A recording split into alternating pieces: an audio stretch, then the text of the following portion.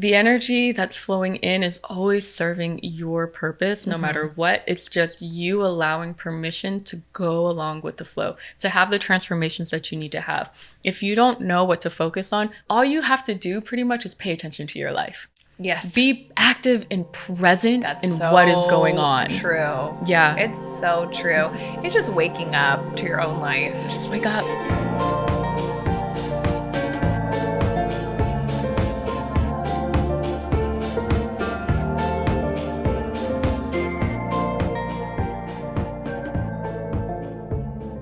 Hi everyone, welcome. My name's Tianee. I'm Taylor. And welcome to Inner Orbit, your tool for navigating the energetic world around you. Today's episode will be a really light one as well. We're going to be discussing some practical, pragmatic tools that you can use to kind of just like weave astrology into your daily routines and lives. We wanted to talk through, honestly, practically, how do we even weave this into our lives? How do we actually make decisions or use it for intention building, intention setting? How do we actually think about this? Because that's a question I do get a lot. Oh my gosh, this is so many cool concepts, but literally, what do I do now? Right? So we're just going to share what works for us. This is super casual. This is not a prescription. It's not a prediction. This is what works for us. And if maybe it works for you, and I'm so interested to hear below what works for you all as well. Yeah. So starting this off, I think we talk about, global transits for years, for the year, right? We get in and we're here's what's going on. So let's zoom out, right? When we enter a year like 2026, Tianee, how do you think about the year? And maybe it's kind of interwoven with, in general, how you think about the new year. And then where does astrology play a role? That's a really good question to begin with, because the last 2 years, the astrology has been very very We are experiencing some transits that have not happened for centuries or millennium for some of us. And so just to go ahead and preface, not every year is going to be like what we've experienced the last few years. Getting just an overview of what the outer planets are. And again, those are those slower moving planets. Getting an overview of what those outer planets are going to be doing, what type of aspects are going to be forming to other really important planets will let you know what are some major collective themes that you may be encountering. Not from a predictive point of view, but just some energetic flavors to know you may be interacting with something coming up in your life. Again, and pinpointing that to your specific house system. So knowing that, for example, Saturn moving into Aries, if that's within your fourth house, knowing that there's going to be some differences going on in your home life to kind of just get your mindset in a space of getting ready for your fourth house to be activated in some sort of way, and some changes. Knowing that Uranus, the disruptor, is going to be moving to your seventh house. Know that there are some changes to your relationships and the way that you look at relationships. You're going to need to be flexible about certain things going on in your life. So if you want to take it from an annual viewpoint, starting with those global transits help. That makes so much sense. And then you can also choose to work with some of them, right? So it's if you, taking that example, if you know that there's some changes happening in your home life, maybe there was something you were already curious about changing, right? So it's could you ride the wave of that? For me, the way I feel about everything in life, it's you can't handle everything at once, but you can get a pulse check of these are the vibes, these are the vibes, and then here are some specific timelines I'm going to work with. So I will kind of, and I've just done this, this is not a conscious thing or a recommendation I got, but I find myself being oh, I know this one transit is happening. When I said Jupiter being in Cancer, I consciously was this is a time period where I'm really going to be reflective of relationships, because that was in my seventh house. That will be going into Leo for me, which is a death and rebirth, like you said. But my Jupiter is also in Leo.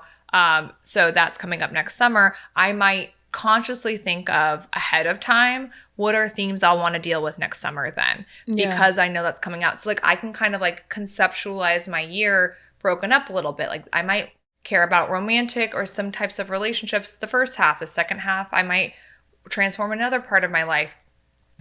If it's home life with Saturn and Neptune, I might be what home changes do I want to make?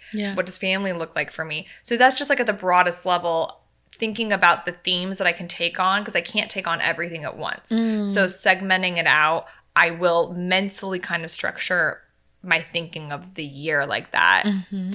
Is that something you do, or do you approach it differently? I approach it, like we've said a lot, like from an investigative approach. Yeah. I know that it's happening, and then I kind of just hands off. Yeah. It's not until like I'm in the transit itself, or like Yeah. it's already like passed, and I'm like, "Whoa, what was that?" And then I go take a look, and I was like, that makes sense. And then it's like, okay, I'm gonna go scribble down what this means and how this could affect other people and things. That's mainly the approach that I take, being a little bit more investigative and a little bit chaotic with the energy that kind of comes in. Nice because it's not predictive or prescriptive too. Like you're like experiencing it, you're living it. I'm like, bring it on. Yeah. Well, let's do it. And sometimes like the dance of both is great because like I feel like you have to live it first to understand it. Yeah. Before you try to control it. Yeah. Then there are times like we've had to learn ahead of time the eclipses that are like at this point, by the time this is live, they will have happened. So it'll be so interesting. They haven't happened yet. Yeah. And the eclipses of this year, the retrogrades of this year, because we're doing this podcast, more have had to like proactively do more than we would have on our own, right? Yeah. On our own, we wouldn't have actually deeply understood it. So this is interesting because now we get the opportunity to experience a different thing, which is like, okay, we know this is coming. Yeah. We cannot know it now. Yeah. So we know it's coming. I personally will not be traveling during that time. I'm going to get certain things done before that. Like there might be certain things with the eclipse that I want to like bring out more of in my life. Yeah. Oh, you said something interesting earlier where you were like, you have purposely planned these like hibernation or like isolated periods in your life when you know that there's going to be like some energetic turbulence or you know that there's going to be a transit. Yeah. So like, what is the intention behind doing something like that? And I don't do it to the point where it's like, if it interfered with like practical matters in real life in a negative way. It's not like the astrology is going to trump it, so I'm like not going to show up to this work off site. You know, it's not to that level, but it's where I have control. It's like I have a lot of, I do actually have the privilege of having a lot of flexibility and like where, what, and when I put my body, like working remote and things like that. So I do actually have a decent amount of like opportunity to plan. I have friends that live in a lot of different places. We meet in a certain city to do this, and it's like there are certain periods where the astrology is going to be more favorable to that. Like if I have the opportunity, I might not plan that in the middle of a retrograde. You know, we did do one in the middle of an eclipse. So like unbeknownst to us at that time. Yeah, unbeknownst to us, we didn't know. So it wasn't like that harmed it, right? But it takes a lot out of you. So you're like, but that was worth it. But other things might not be, right? There would be other commitments that I'm going to not commitments. There might be other things that aren't priorities, rather. That why would I give my energy to that when the podcast matters so much to me? And I know I'm not going to have a lot of energy or bandwidth for other things during that time. Got you. So the beginning of January was like this 2026 was a really good seed planting time. And I was like, I want to do that. I want to be so thoughtful. I want to be so intentional because this year is going to get going. So I cocooned. And then I put myself out there, and then I cocoon again, and I put myself out there. Yeah. And you can kind of ride that wave. And again, that's a natural flow of life for me. And it often, these days, I'm like, it's like eerie. It's more that like it's naturally syncing up, to be honest. That's how I'm finding it. No, that's so neat. Yeah. I think it like, especially when you talk about that like airy kind of synchronicity, like moving, I think the more that you get so familiar with these energies and more intentional with like building your life and your framework around them, that it just happened naturally. We talked about in our global transit in our 2025-2026 one where it was like you don't have to meticulously plan everything out, like you spoke to, like assessing what you have control over and what you don't have control over is like probably step one. But then also giving yourself permission to just experience whatever is happening in life as well, knowing that again, the world, the universe, creator, whatever we want to say or call it, has set things up in such a intricate, systematic way that like the energy that's flowing in is always serving your purpose no matter what. It's just you allowing permission to go along with the flow, to have the transformations that you need to have. If you don't know what to focus on, believe me, there will be themes and experiences that show up in your life. All you have to do pretty much is pay attention to your life. Yes. Be active and present in what is going on. True. Yeah. It's so true. It's just waking up to your own life. Just wake up. Like even if you never listened to this or read anything about astrology, like you would start to see these patterns showing up. You just wouldn't know you wouldn't associate them with something necessarily, but they're showing up. Yeah. Right? Like if things about your home life are going to start shifting and you're going to be like, what is happening? And there's a theme of this. And it's been, well, gosh, it's over a year of this. Like, might need to pay attention. But like everything you're saying, like about this natural flow of the universe, this natural synchronicity that like if you're paying attention or not, it's happening. Like that's that monthly basis too, right? When we talked about that in the lunar cycle episode from season 1 that we will link below as well, because like a month is a year, right? Like we have a new beginning and we have a new moon and a full moon every single month. So I actually do sometimes like ride that wave similar to you. Like I'll be paying attention for a bit when it serves me and then not when it doesn't. Or also life takes over. So I'm just not even paying attention. I'm too busy. And then there will be a month sometimes where I'm like, okay, I actually am like overwhelmed by life. I need to get a hang of things. And that's when I might be like, remember we set intentions on like the Scorpio new moon, late 2025, and it wasn't on purpose. We literally build an astrology podcast, and even then we're like, oh, it's a Scorpio new moon. Like we don't take, like we're not constantly doing this as much as we can get into it. We're not constantly like doing this. But that day we were on the phone and it was super organic and we had like very genuine intentions that just literally naturally flowed out of us. And then we were like, hey, it's like the new moon. Like it's kind of eerie. And it's a Scorpio one and our Scorpios are MC, very eerie stuff. And like we set those intentions and we've actually been following them to the natural cycle and like following that progression. But I didn't necessarily work with the new moon the next month. I didn't like, that was kind of like, well, I set my intentions. If anything, I'm going to reiterate those intentions, reiterate those. You can set new intentions for the new theme, but like I was picking and choosing. I, again, didn't do my new intentions again till the Capricorn new moon because that was kind of like, it was like new year. There were some new things I wanted. I reiterated my old ones and maybe added a couple, but it's not constant, right? It's because literally it naturally served us. And it was like, thank you to the universe for giving us. It was November 20th. It was like, I needed a new beginning in the middle of November. If I didn't follow this, I would be like, SOL. Who knows if we'd be here right now? Well, kind of. No. And that is such an important when you're saying, I did it when it served me. And then when it just didn't, I just naturally went with the rhythm. Yeah. And it's the same when it comes to weekly, daily stuff. So like I do personally, like I do look at apps like Tianee and Pattern. Like it's really quick. Like to be honest, it's almost like the same way like someone opens up Instagram. Like well that like I'll just quickly look. I journal every morning in general. I set a timer for like 10 minutes and at least do that no matter what. And it's not that uncommon for me to like quickly actually journal first, free writing to your point, experience, get stuff out of my head and heart and soul.